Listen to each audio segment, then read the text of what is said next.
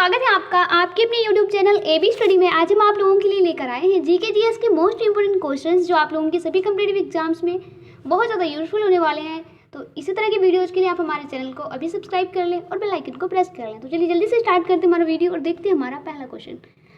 तो आज का हमारा पहला क्वेश्चन है, पत्तियों का रंग हरा किसके कारण होता है? जो पत्तियाँ होती हैं वो हरी क्यों होती हैं? कौन सा कारण है जिसके कारण पत्तियाँ हरी होती हैं? तो क्लोरोफिल के कारण पत्तियां हरी होती हैं। ठीक है। क्वेश्चन नंबर 2, 1556 में पानीपत की दूसरी लड़ाई अकबर और किसके बीच में हुई थी? जो 1556 की पानीपत की लड़ाई थी वो कौन सी लड़ाई थी? वो पानीपत की दूसरी लड़ाई थी। ठीक है। 1556 में पानीपत की दूसरी लड़ाई हुई थी जो अकबर और किसके मध्य हुई थी? अकबर था उसमें और एक और कौन था जिसके मध्य हुई थी? देखो पहली बात, जो ये बाबर है ये तो नहीं थे। ठीक है, ये तो सबसे पहले हटा दो इनको, क्योंकि बाबर जो है वो हुमायूं के पापा थे और अकबर के दादा थे। ठीक है, तो वो तो थे ही नहीं, तो उनसे क्यों लड़ाई करते वो?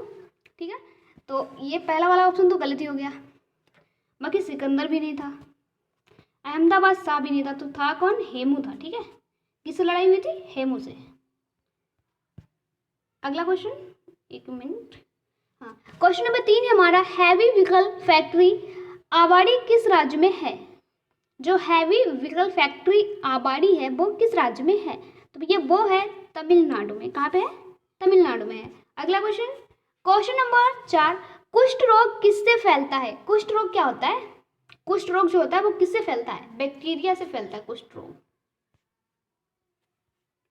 क्वेश्चन नंबर 5, नेचुरल सिलेक्शन का सिद्धांत किसने दिया? नेचुरल सिलेक्शन का सिद्धांत जो है वो दिया है चार्ल्स डार्विन ने। चार्ल्स डार्विन ने दिया है नेचुरल सिलेक्शन का सिद्धांत।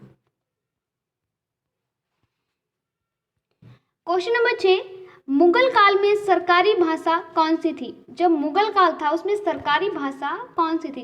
कामकाज की भाषा सरकारी भाषा थी भैया फारसी। किसी को फारसी समझ आती है? पता नहीं आती है नहीं आती है, मैंने तो कभी सुनी ही नहीं फारसी। पहली बात तो यही। चलो क्वेश्चन नंबर 7 देखो हमारा, बोकारो स्टील प्लांट की स्थापना किसके सहयोग से की गई? जो बोकारो है, कौन सी? बोकारो। ठीक है, बोकारो स्टील प्लांट है, इसकी स्थापना किसके सहयोग से की गई? तो किसके सहयोग से की गई? पूर्व सोवियत संघ के सहयोग से की गई। Question number 8, Durgapur steel plant की स्थापना किस देश के सहयोग से किया गया? दुर्गापुर स्टील प्लांट, क्या दुर्गापुर स्टील प्लांट जो है इसकी स्थापना किस देश के सहयोग से की गई? तो इसकी भैया की गई ब्रिटेन। ब्रिटेन के सहयोग से की गई दुर्गापुर स्टील प्लांट की स्थापना। ठीक है।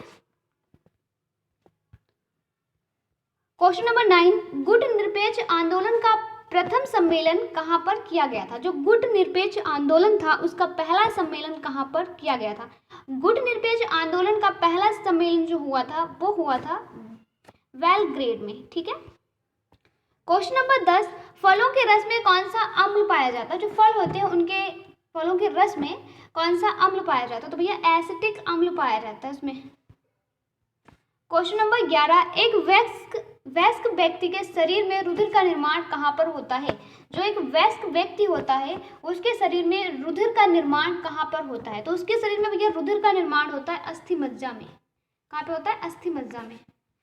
क्वेश्चन नंबर 12, तुलबुल परियोजना किस नदी पर स्थित है? जो तुलबुल परियोजना है वो किस नदी पर स्थित है?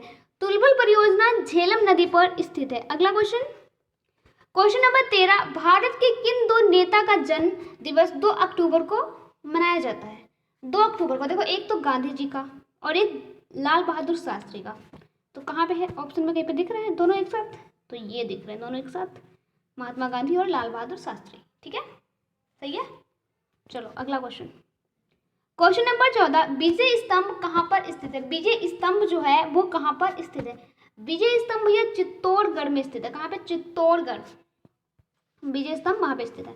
क्वेश्चन नंबर 15, राष्ट्रीय आय का आकलन कौन करता है? जो राष्ट्रीय आय होता है उसका आकलन कौन करता है? तो राष्ट्रीय आय का आकलन करता है केंद्रीय सांख्यिकी संगठन। राष्ट्रीय आय का आकलन करता है केंद्रीय सांख्यिकी संगठन। ठीक है, अगर आप लोग सही से देख लोगे ना वीडियो को 2 बार तो पक्का आपको याद ही हो जाएगा। क्वेश्चन नंबर 16, दिलवाड़ा का जैन मंदिर कहाँ पर स्थित है? जो दिलवाड़ा का जैन मंदिर है वो कहाँ पर स्थित है? तो भैया दिलवाड़ा का जैन मंदिर जो है वो स्थित है राजस्थान में। राजस्थान में क्या स्थित है? दिलवाड़ा का जैन मंदिर, एक जैन मंदिर है दिलवाड़ा का, वो स्थित है राजस्थान में। ठीक है। क्वेश्चन नंबर 17, विश्व स्वास्थ्य दिवस किस तिथि को मनाया जाता है? जो विश्व स्वास्थ्य दिवस है वो कौन सी डेट को मनाया जाता है? किस तिथि को विश्व स्वास्थ्य दिवस मनाया जाता है? तो ये मनाया जाता है 7 अप्रैल को। ठीक है, 7 अप्रैल को कौन सा दिवस मनाया जाता है? विश्व स्वास्थ्य दिवस। ठीक है।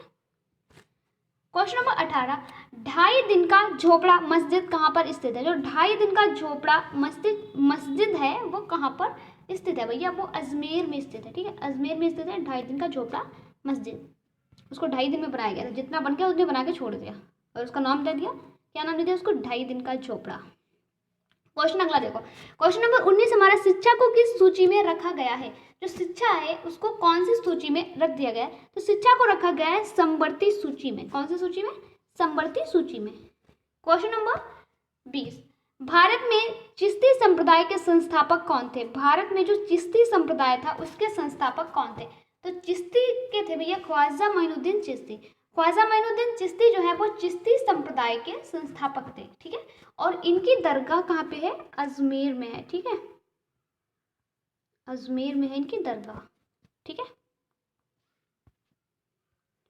क्वेश्चन नंबर 21, भारतीय पेट्रोलियम संस्थान कहाँ है? जो भारतीय पेट्रोलियम संस्थान है वो कहाँ पर है? तो वो है बालासोर में। बालासोर में क्या है? पेट्रोलियम संस्थान है। भारतीय पेट्रोलियम संस्थान बालासोर में है। ठीक है। क्वेश्चन नंबर 22, बुलंद दरवाजा का निर्माण किसने करवाया था? बुलंद दरवाजा जो है वो कहाँ पे है?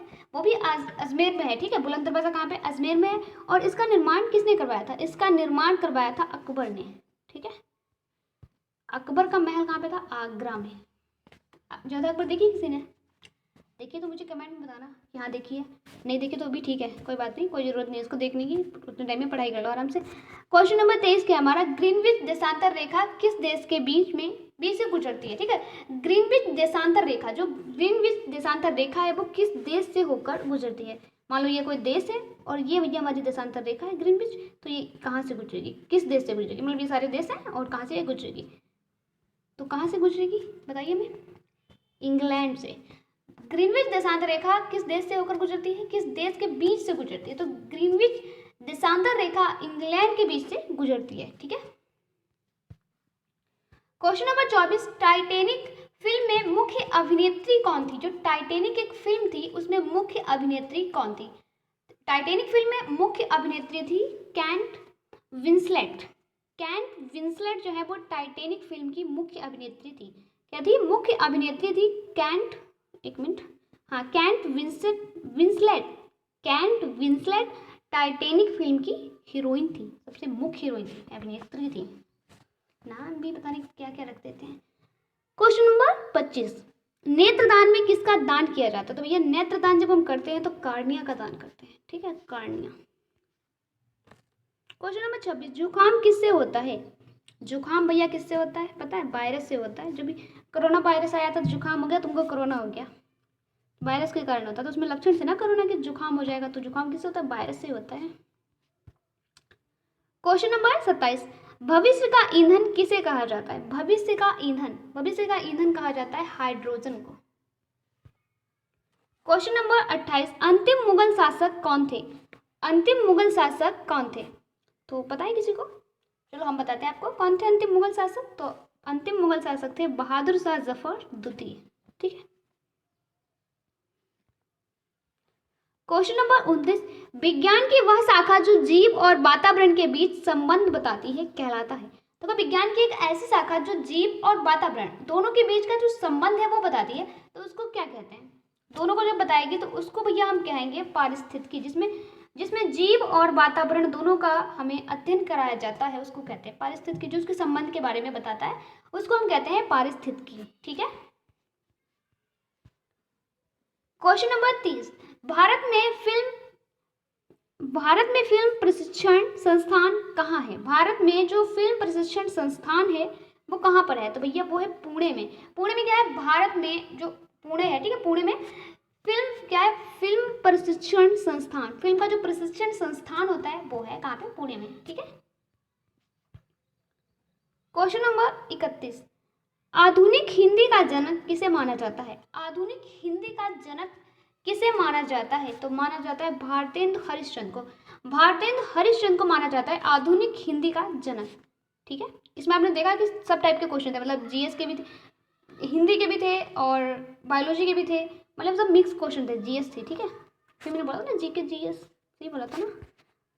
और ये रहा आपका last question, question number 32, bacteria प्रपात, सॉरी मैंने क्या बोल दिया, बैक्टीरिया, सॉरी विक्टोरिया, विक्टोरिया प्रपात किस नदी पर है? विक्टोरिया प्रपात जो है वो कौन सी नदी पर है? तो इसका जो भी राइट आंसर होगा आप हमें कमेंट में बताओगे। और वीडियो अच्छा लगा तो लाइक करें, अपने फ्रेंड के साथ शेयर करें। चैनल पर पहली बार आए हैं तो अभी सब्सक्राइब कर लें और बेल आइकन को प्रेस कर लें। ठीक है। तो चलते हैं, फिर मिलते हैं अगली वीडियो में इसी तरह के क्वेश्चंस के साथ। तब तक के लिए bye bye and take care.